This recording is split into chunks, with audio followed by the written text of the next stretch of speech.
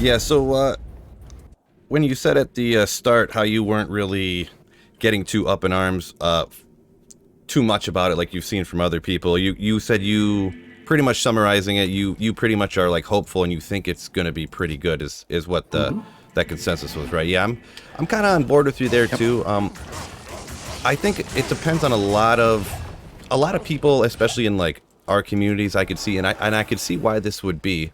It's almost the propensity that I would want. A lot of people are like they want another game exactly like Diablo 2, which obviously we've been playing it Right. forever. That's what we know and love, so that's what we would want, right? And I don't think it's gonna be a ton like Diablo 2. I think there's gonna be some stuff that's like Diablo 2, but I've seen a lot in comments, and you probably have too, about it looks like a Diablo 3 with a darker with a D2 skin and stuff like that. And I kind of get it, but it's obviously if they make the game look more realistic from Diablo 2, not look more realistic, but the people move more realistically, and then from Diablo 3 to Diablo 4 they make them move even more realistically.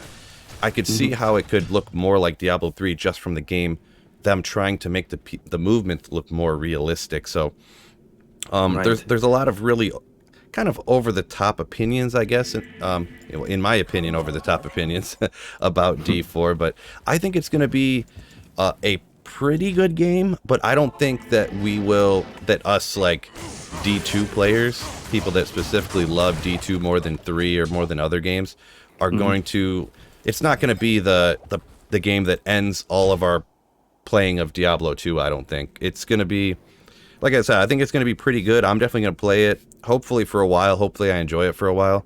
But I can't really see it taking over for me. And like you said, we haven't really seen a whole lot of endgame, with the exception of the people who got access to that one endgame beta. And I don't know how much of that would end up staying the same. But yeah, we'll have to see. I've never been too much of like an Exactly. endgame type of person myself. Like technically, Diablo 2 doesn't have any endgame. Technically, I suppose.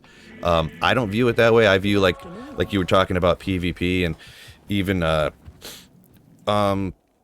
even though it's not like X game gamer points and stuff, completing every last thing I kind of view as an end game, whether it's playing hardcore, whether it's finding every item, you know what I mean? So Right. different types of end game. Obviously, if you love Diablo 2, you're not too worried about a handheld guided end game, I would imagine, for most people anyways. For most people.